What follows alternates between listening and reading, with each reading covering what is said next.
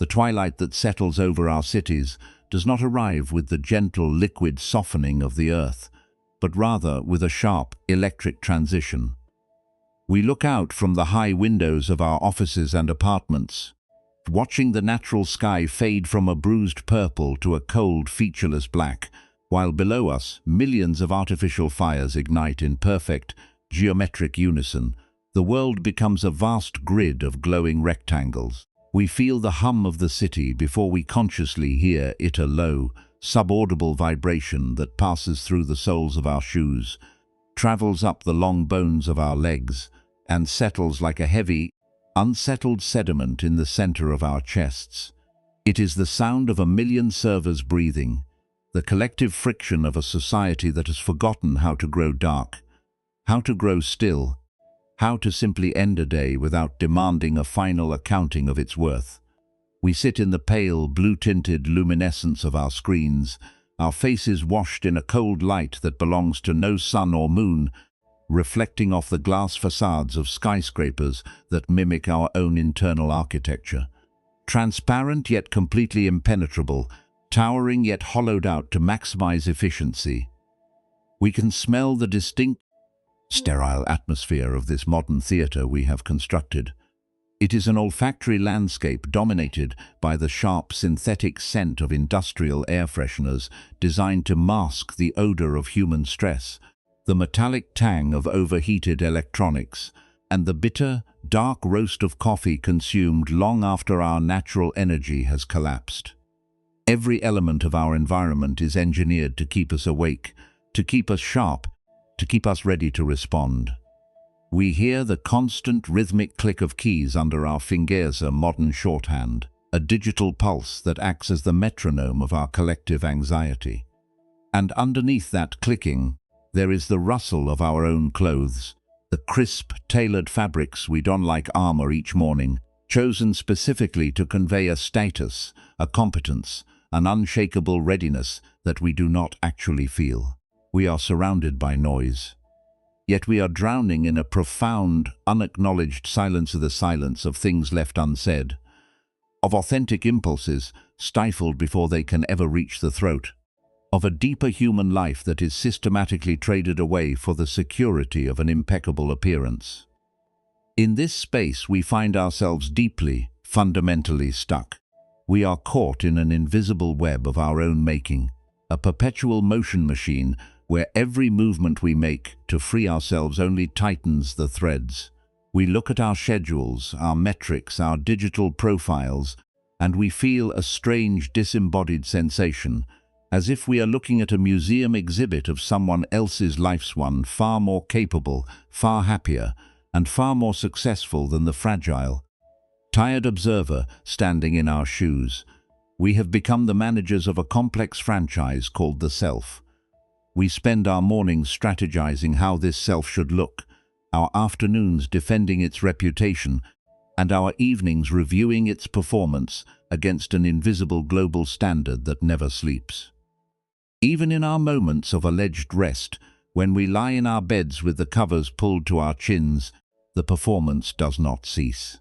Our minds continue to pace the empty stage of tomorrow, rehearsing conversations, anticipating criticisms, drafting responses, and curating an identity that can survive the brutal, unforgiving scrutiny of the public eye. We are exhausted, but it is not the clean, somatic exhaustion of a body that has worked the soil or run a long distance. It is a toxic, nervous fatigue, the exhaustion of a creature that has been standing under a spotlight for 20 years without a single intermission. We have arrived at a peculiar crisis in our evolutionary history, where the greatest threat to our survival is no longer the predator in the brush, but the judgment of the peer group. To counter this threat, we have transformed our entire existence into a strategic campaign of self-presentation. We do not just speak, we deliver remarks. We do not just live, we curate an experience. We have developed a hyper-awareness of how we are being perceived from the outside, an internal surveillance camera that operates 24 hours a day, filming our lives from a third-person perspective. When we drink a cup of coffee, A part of us is observing how elegantly we hold the ceramic mug. When we express sympathy to a colleague, a hidden auditor in the brain evaluates whether our tone struck the precise balance of empathy and professional distance. We have become strangers to our own spontaneity. The distance between our raw internal experience and our outer expression has grown so wide that we can no longer remember what it feels like to have an uncalculated thought, an unedited feeling, or an unphotographed joy. We are trapped in a hall of mirrors, and the tragedy is that we have mistaken the reflections for our actual flesh and blood. This constant orientation toward the outside world acts as a massive, continuous drain on our vital energy.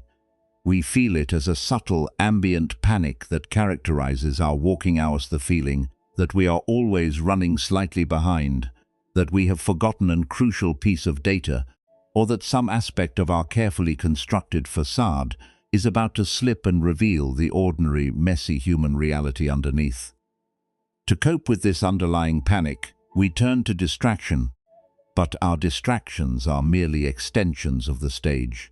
We scroll through streams of other people's curated lives, looking for a metric of comparison that might validate our own choices, or we consume endless amounts of information, hoping that if we just become smart enough, organized enough, or optimized enough, the performance will finally become effortless.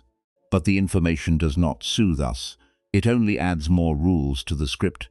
It tells us how we must breathe, how we must sleep, how we must think, and how we must feel, turning even the most basic biological functions into performances that can be executed well or executed poorly. We have made ourselves prisoners of a perpetual optimization grid where every moment is a test and every observer is a judge.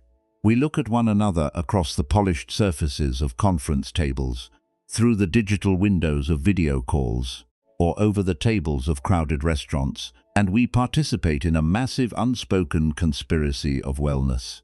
We nod, we smile, we use the vocabulary of ease and success, while underneath the table, our feet are tapping anxiously against the floor, our bellies are tightly drawn in, and our hearts are beating with the frantic rhythm of an animal cornered by a predator.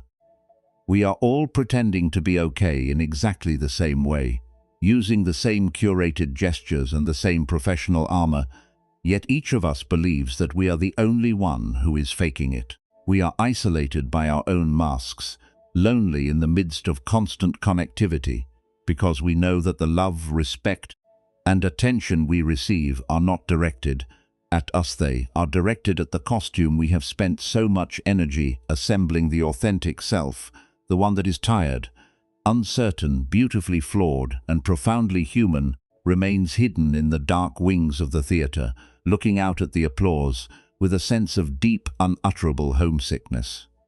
We are homesick for ourselves, yet we do not know how to leave the stage without bringing the entire theater crashing down around us. To understand how deeply this performance has compromised our existence, we must examine the archetypal figure who walks among us every day, the one who embodies the absolute peak of modern cultivation. Consider the individual who has achieved everything the culture demands.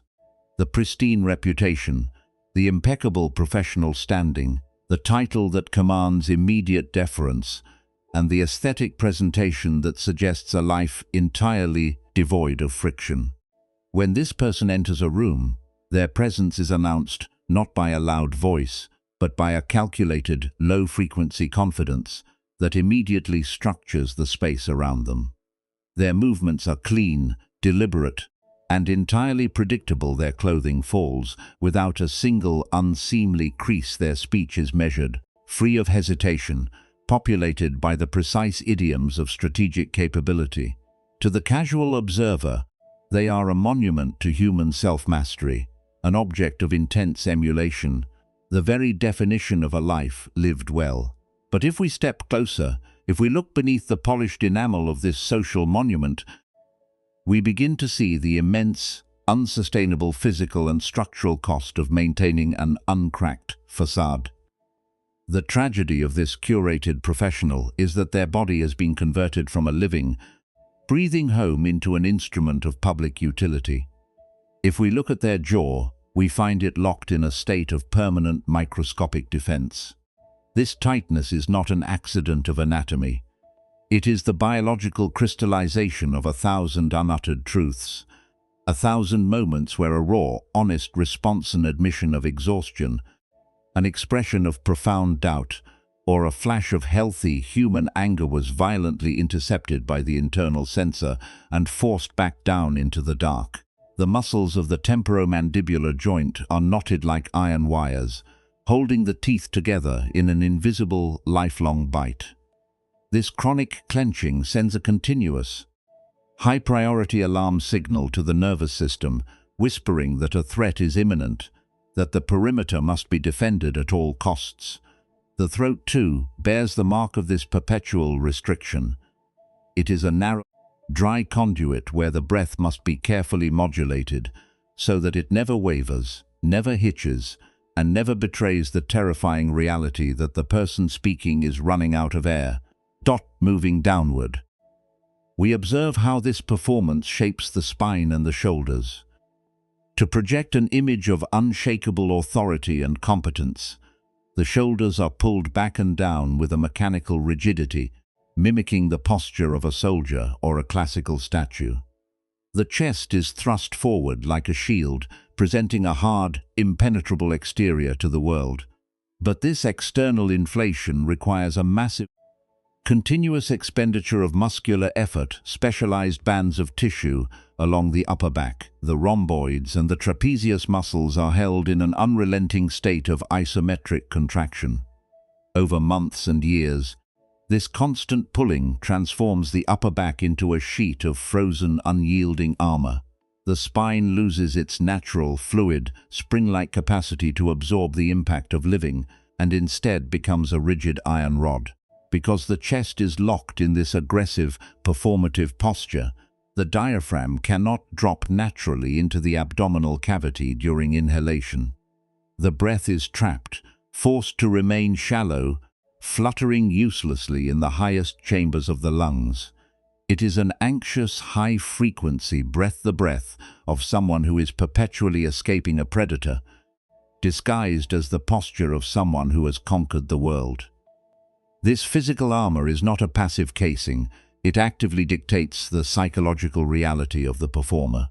When the belly is held tightly drawn in to maintain a lean, disciplined silhouette, we lose access to our deepest somatic intelligence, the enteric nervous system, that vast network of neurons embedded in the gut that behavioral science recognizes as our second brain, is effectively paralyzed. The intuitive signals, the gut feelings, the deep, ancestral warnings that are meant to guide our movements through life are drowned out by the sheer noise of muscular tension. The eyes, too, participate in this hypervigilant dance. They do not rest easily in their sockets, taking in the world with a soft, receptive curiosity instead. They are constantly scanning, flickering across the room or the digital interface, reading the room with an acute, survivalist intensity. They micro-analyze the facial movements of colleagues, the tonality of a supervisor's greeting, the metrics on a dashboard, looking instantly for any sign of cooling interest or emerging criticism. The gaze has been weaponized into a radar grid, and a radar grid can never afford to sleep. The behavioral loop that arises from this somatic state is a self-reinforcing wheel of fire. As the physical body becomes more tense and depleted from the effort of the performance, the mind interprets this internal discomfort as evidence that the external world is becoming more dangerous. The thoughts begin to race with greater velocity, producing a torrent of worst-case scenarios. If I miss this deadline, they will realize I am incompetent. If I show fatigue during this presentation, my authority will evaporate. If I am not perfectly collected during this conflict, I will lose everything I have built. This cognitive panic convinces the mind that the only way to stay safe is to perform even harder, to make the mask even thicker, the posture even more rigid, the response is even more controlled. The person becomes a frantic engineer inside a leaking submarine, using all their strength to hold back the walls of water, completely unaware that the pressure that is crushing them is being generated by the very machinery they are using to protect themselves. This is the manifestation of what we might call historical dynamic wound-souled injuries of the heart that have never been allowed to heal, operating as an active, invisible defense system in our daily lives. At some point in our history, usually during our formative encounters with the world, we received a message that was as clear as it was devastating. You as you are raw, unfiltered, inconsistent, and unfinished are not enough to guarantee love, safety, or belonging. We learned that to be accepted, we had to provide a premium version of ourselves. We learned to trade our authenticity for attachment.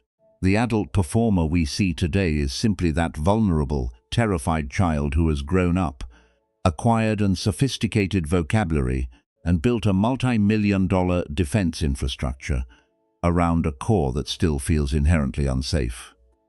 The performance is not driven by vanity, it is driven by a deep existential terror of exile. It is the belief that if the world were to see the unpolished reality of our internal house, we would be cast out into the cold, completely abandoned. We carry this terror into every interaction, turning our relationships into transactional exchanges. When we meet a friend, we are not fully present to their humanity, we are busy managing their impression of our humanity. We tell stories that subtly highlight our achievements, we offer advice that demonstrates our wisdom, we carefully conceal our domestic miseries, our financial anxieties, or our creative failures. Even within our families, the performance rarely drops. We feel we must be the strong parent who never wavers, the successful partner who has everything under control, transforming our homes from sanctuaries into secondary theaters, where the lights are just as bright and the reviews are just as critical. The body absorbs this lack of sanctuary as a profound betrayal.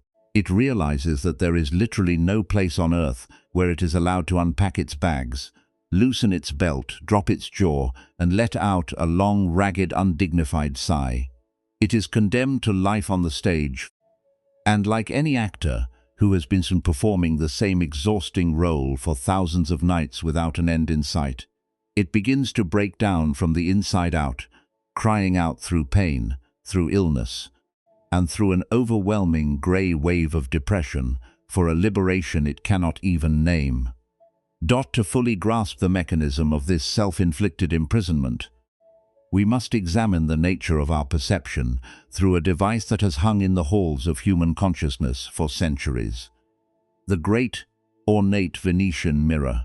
Imagine a mirror of unparalleled craftsmanship, its frame carved from dark, heavy walnut, its glass thick and backed with a delicate layer of silver leaf that catches the light with an almost liquid brilliance. For generations, this mirror was prized for its ability to reflect the world with absolute, pristine fidelity.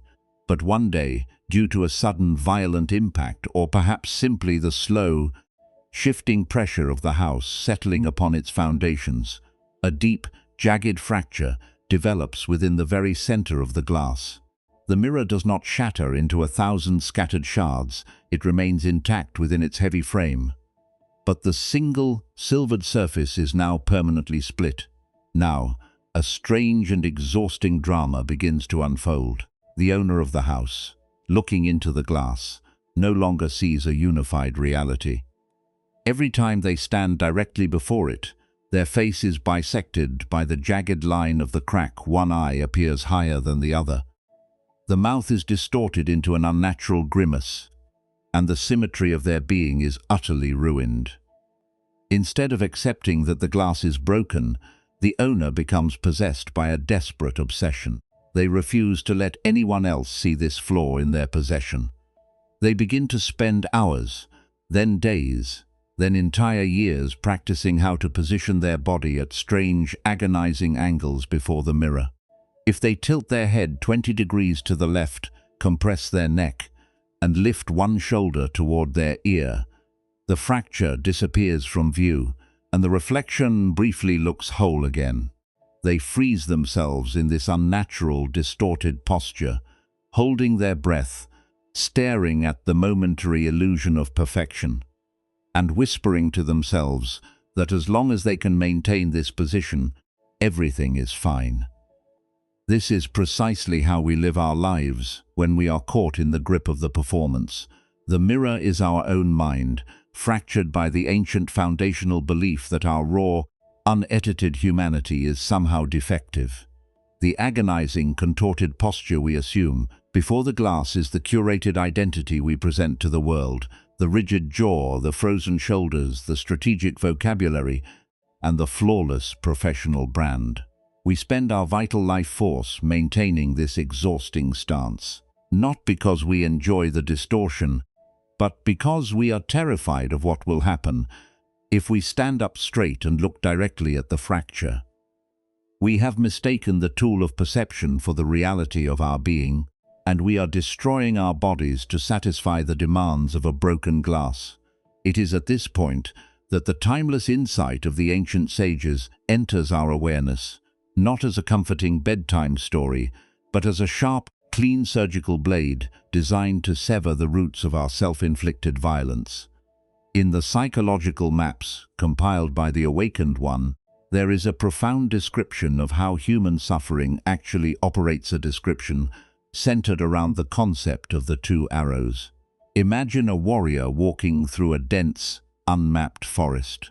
Suddenly, out of the shadows, a hidden archer releases a bowstring, and an arrow flies through the air, striking the warrior deep in the flesh of the thigh. This is the first arrow. It brings with it an immediate, sharp, somatic reality. The tearing of tissue, the rush of warm blood, and the intense biological signal of physical pain. This first arrow represents the unavoidable friction of being an organic creature in an unpredictable universe. It is the sudden market crash, the unexpected illness, the cold rejection from a loved one, the natural fatigue of an aging body, or the simple human reality of making a mistake. It is painful, but it is limited, localized, and a natural part of the contract of living. However, the drama does not end there. The warrior, looking down at the wound, does not simply treat the flesh. Instead, their mind explodes into a frenzy of cognitive panic. They begin to scream at the sky. Why did this happen to me? Who did this? This is entirely unfair. If people see me bleeding, they will think I am weak. My career as a warrior is finished. I am a failure for letting my guard down. In this state of wild, conceptual rage and shame, the warrior picks up a second arrow from their own quiver, notches it into their own bow, and drives it with full force directly into the very same wound. This is the second arrow. It is the arrow of mental proliferation, of judgment, of resistance, and of the frantic attempt to hide the reality of the first wound from the eyes of the world. The Awakened One pointed out that while we have very little control over the first arrow, the second arrow is entirely our own creation.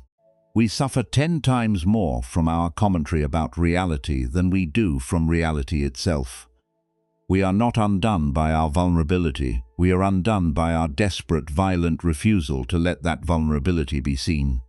When we apply this ancient diagnosis to our modern performance, we see that our entire curated existence is a massive, structural deployment of the second arrow. The first arrow is simply the truth of our human condition.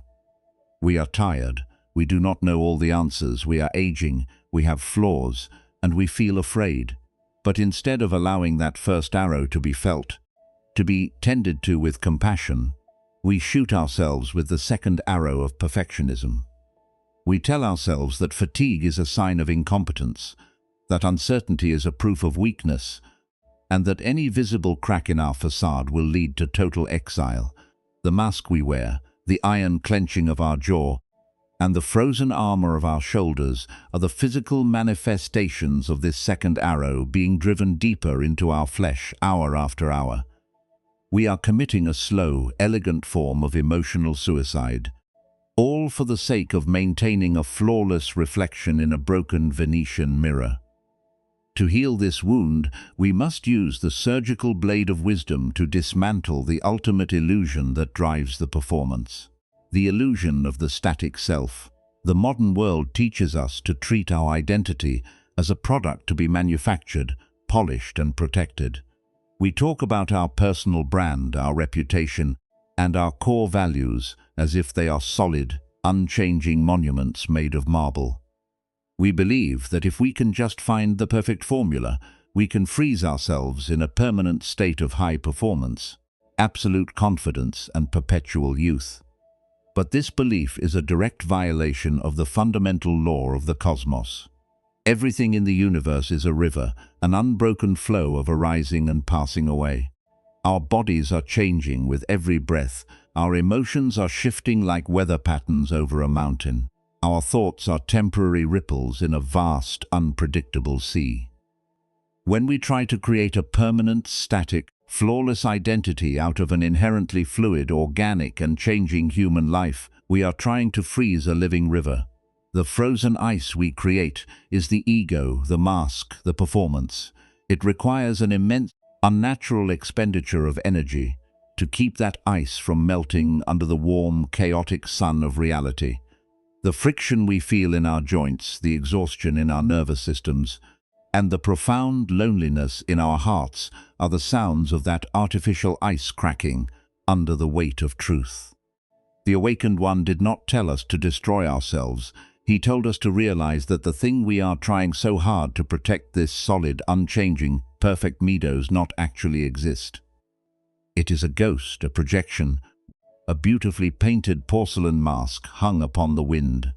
And the moment we stop trying to defend a ghost, the theater closes, the lights go out, and we are finally free to step down into the cool, dark, healing grass of reality. The realization that we have been protecting a ghost does not immediately cause the mask to drop, rather. It provides us with the first genuine point of choices we have had in decades. We stand before the cracked Venetian mirror, our bodies still twisted in that agonizing performative posture, but now we see the absurdity of the arrangement.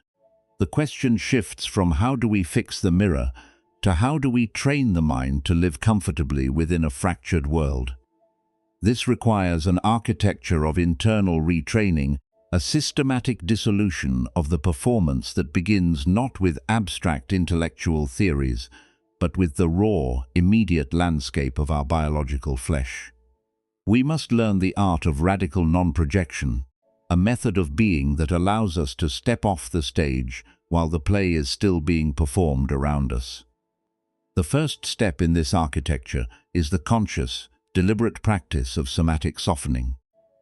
Because the performance has built its infrastructure within our muscles and bones over decades, we cannot simply think our way into freedom. We must release the physical body from its performative contract. We begin by directing our awareness into the iron wires of the jaw.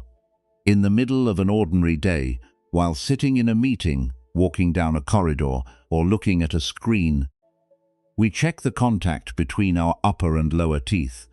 We will almost certainly find them clamped together like a vice. We deliberately separate the teeth by just a fraction of an inch, allowing the lower jaw to hang heavy, loose, and completely undignified beneath the skull. As the jaw softens, a profound chain reaction occurs throughout the entire nervous system. The microsignals of imminent danger cease their high-priority transmission. The muscles around the ears relax, the temples cool and the throat opens, transforming from a narrow, restricted tube into a wide, receptive, and dark cavern through which the air can move without permission. From this open throat, we allow our awareness to drop like a heavy stone down into the frozen sheets of the upper back and shoulders. We do not try to fix our posture. We do not pull the shoulders back into another correct position. Instead, we do something far more radical. We let them drop. We let them fall entirely under the influence of gravity, acknowledging that they have no burden to carry in this moment, no image of strength to project, and no shield to maintain. The heavy bones of the shoulder blades slide down the back like melting ice. As the shoulders drop, the locked cage of the chest naturally expands, and for the first time in years, the diaphragm is permitted to drop downward into the soft, unguarded space of the belly. We let the belly go completely. We release the tight, disciplined holding that we have maintained to project an illusion of thinness or control. We allow the abdomen to become wide, soft, and round, swelling naturally with every inhalation and deflating with every exhalation like an old, well-traveled leather bellows. This physical softening breaks the infrastructure of the performer, creating a sudden, spacious gap in our consciousness. Within this gap, we introduce the practice of the unedited expression. This is the mental discipline of tracking our impulses before they are intercepted by the internal censor. When we feel a wave of fatigue, instead of automatically stiffening our spine and reaching for a stimulant, we pause and look directly at the sensation of tiredness. We feel its weight in the eyelids, its dull ache in the long muscles of the back, and its quiet, dark invitation to rest. We do not report this tiredness to the outside world as a complaint, nor do we disguise it as a strategic victory of hard work. We simply hold it within the warm space of our own somatic awareness, letting it be exactly what it is. We practice being tired while being entirely okay with being tired. We practice being uncertain while being entirely grounded in our lack of knowledge. We train the mind to rest precisely within the raw, unpolished first arrow of our immediate experience, refusing to notch the second arrow of judgment into the bow. As we stabilize this internal soft space, we begin the profound process of welcoming the crack. We return our mental gaze to the internal fracture that we have spent our lives trying to conceal. In our daily lives, this fracture shows up as those moments where we feel small, inadequate, deeply flawed, or disconnected from the image we are expected to project.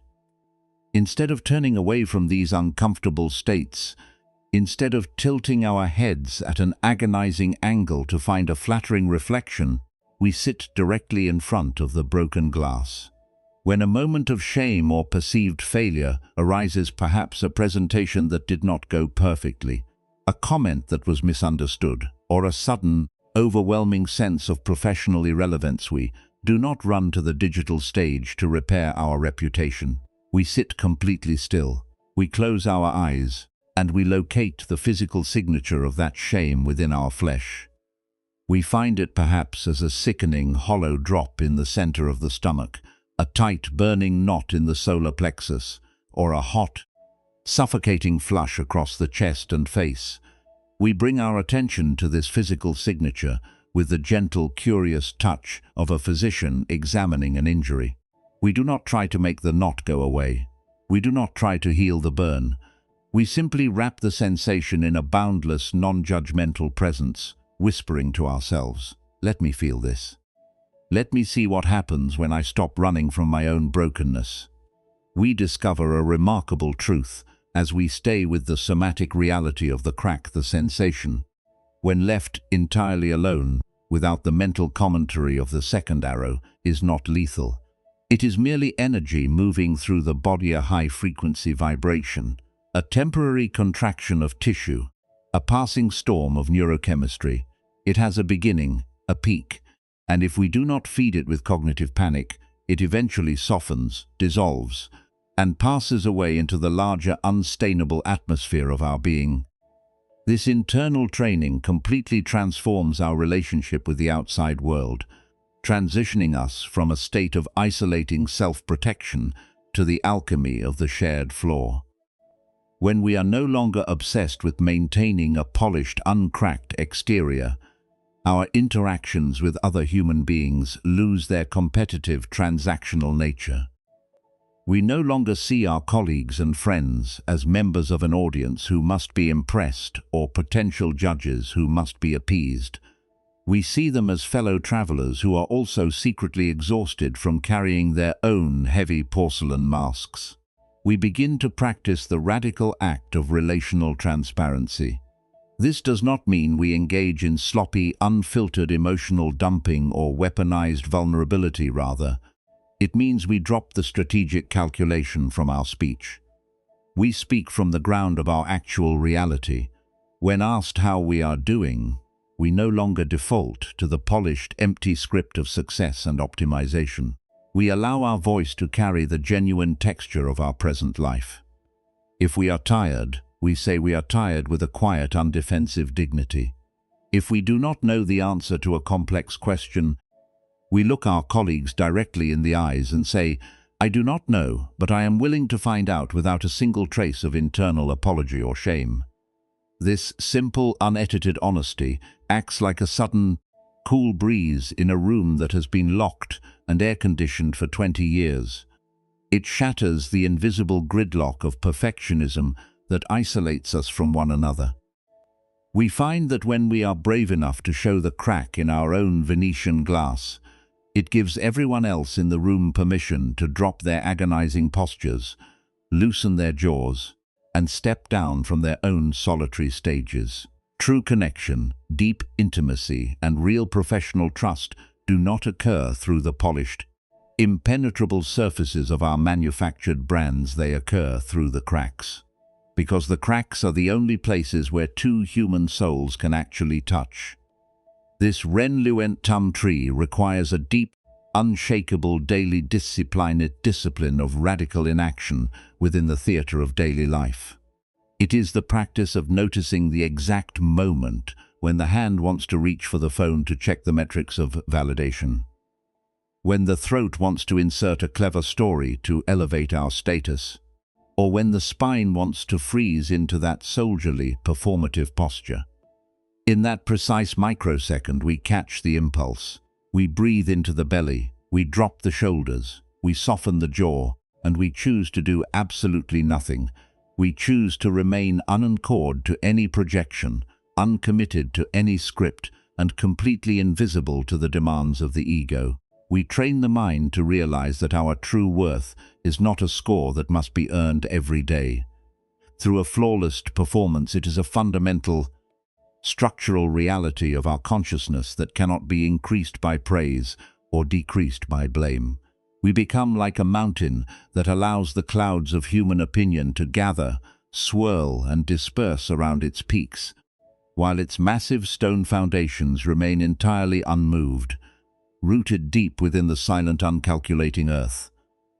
As we commit to this steady, silent retraining of our minds and bodies, we begin to notice a profound shift in the very atmosphere of our daily existence. The heavy, electric gridlock of the performance begins to evaporate, replaced by a spacious, clear luminosity that we have not felt since early childhood. This is the arrival of radical transparencia, new state of consciousness, where we no longer feel the need to project anything at all into the space around us. We step into a room, and the old, exhausting radar system that used to scan for approval or criticism is completely quiet. The internal surveillance camera has been turned off, its lenses dusty from disuse, its continuous recording finally deleted. We are no longer observing our own lives from the third person. We are inhabiting our bodies from the inside out, resting deeply in the dark, heavy fullness of our own immediate flesh. The physical sensations of this new consciousness are marked by an unshakable fluid lightness. Our jaws remain soft, the upper and lower teeth parted by that tiny, liberating gap that allows the breath to move through the throat like wind through an open window. Our shoulders no longer mimic the rigid marble lines of a monument. They hang loose, responsive, swinging naturally with the rhythm of our stride.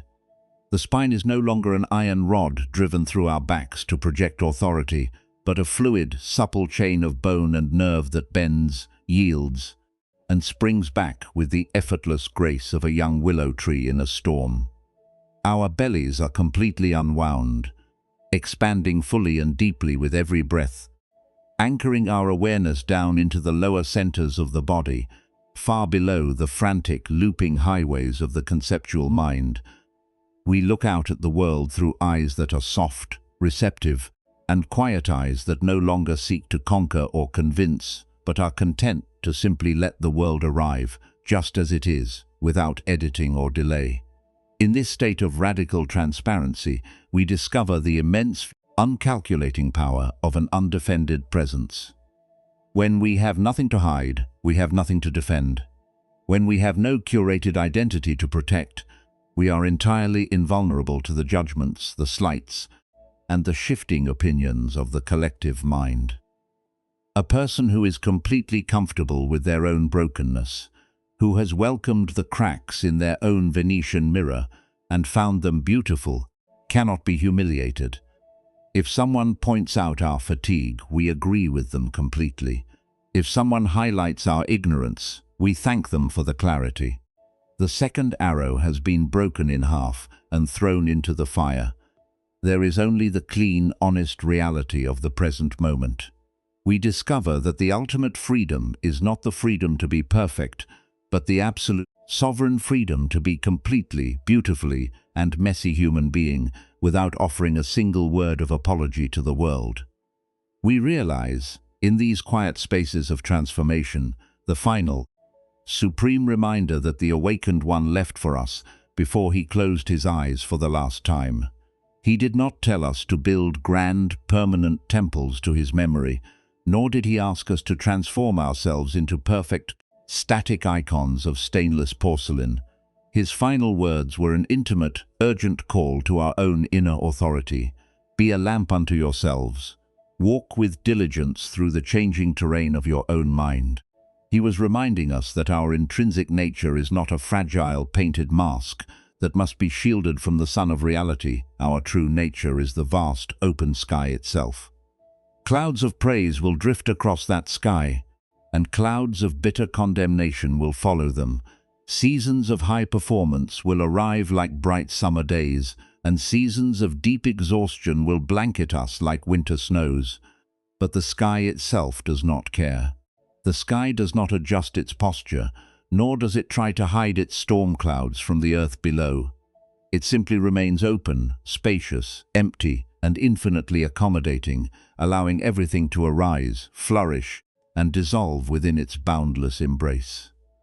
We stand now at the edge of the stage, the heavy velvet curtains drawn back, the artificial spotlights of the world fading into the soft, true dawn of a new day.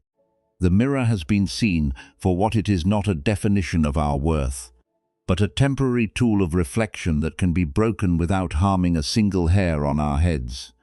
We look down at our own hands, at the soft rise and fall of our unguarded chests, and we realize that the play is finally over and the real life is ready to begin. We can choose to step back into the costume shop, to adjust the mask, to tighten the jaw, and to spend another 20 years contorting our souls to satisfy the demands of a fractured glass.